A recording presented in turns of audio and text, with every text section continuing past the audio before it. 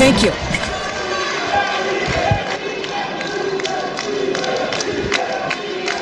Evening, comrades. Thank you very much to all. Thank you. And good evening.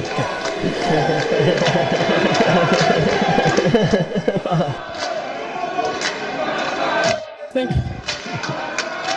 you. Thank you very much. Thank you.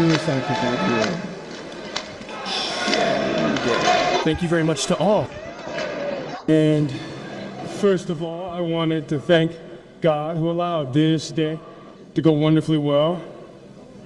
And I pray that everyone can return home in good health after this second session and that the fight continues. After that,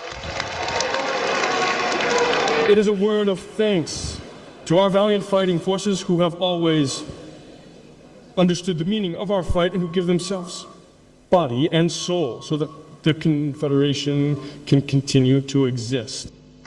Finally, I thank the people of AES who have clearly understood why we must only count on ourselves and why we must not feel sorry for ourselves. And you have shown through your resistance, your resilience to withstand all the blows that the enemy has wanted to give us in this fight to break the chains of slavery.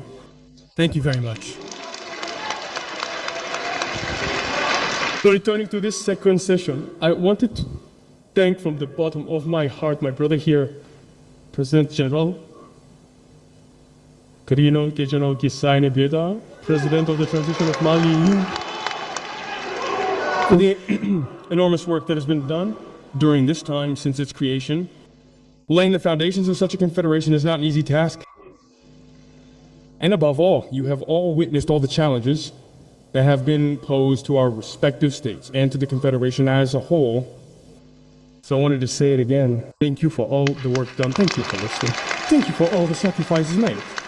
And above all, thank you to all our collaborators, the members of the government, and all the technical services who have really worked to make this day happen, who have done everything they can to ensure that all the achievements that have been on the agenda today can see the light of day.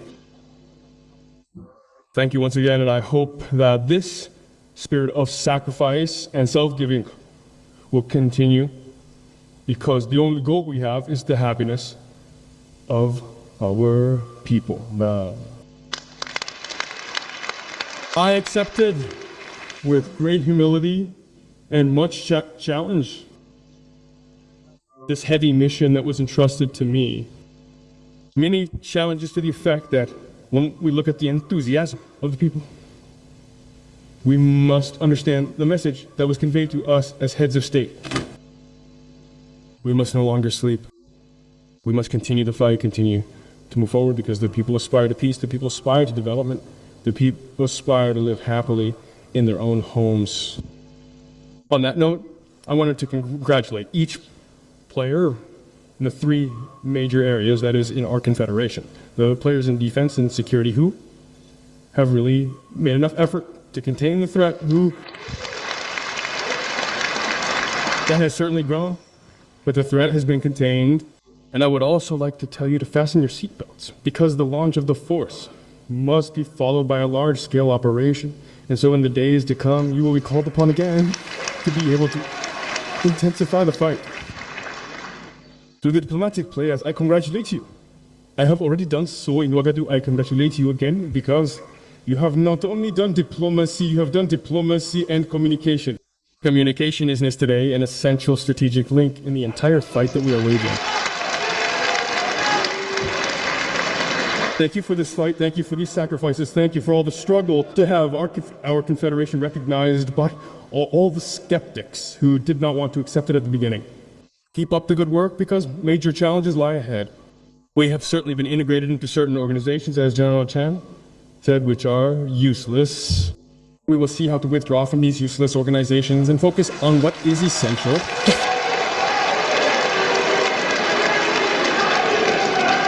To the development players, which is a cross-cutting mission, Uzi, after security and therefore diplomacy to maintain and communication to keep the minds of our populations on alert, we are thinking about development.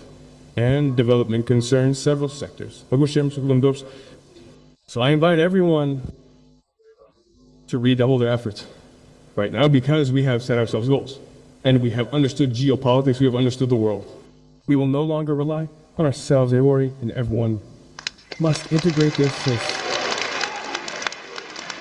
Food self-sufficiency must be a reality in our confederation, and we must rely on the goals for this. We have major development projects, whether in terms of industry or infrastructure. We will fight to ensure that these projects see the light of day. And of course, other major projects, more strategic and urgent, await us, and which will require greater speed in everything we do. And this is what is expected everywhere. Everyone here and all the peoples of the confederation. The pace will certainly be sustained, but I invite you to get to work so that we can meet the challenges, because what we are currently doing is a challenge. Finally, I will continue to seek the support and assistance of my brothers present here, who, in any case, spared no effort at any time when I wanted to or needed them. They were available. We always arranged our schedules so that we could meet and discuss essential issues. The challenges were numerous. There were ups and downs, but the spirit of solidarity, the spirit of fraternity, the spirit of tolerance allowed us to be here today now. And I can assure you that we will continue our discussions in this direction. And we promise not to disappoint you, not to disappoint the people of Lae, and to continue to fight. Thank you to each and every one of you. I will not be any longer than that. I hope that God will accompany you all in your respective missions. May God bring everyone home safe and sound, and may the fight continue ardently against imperialism, its local lackeys, and all these manifestations here in the confederal space. The homeland or death loves us.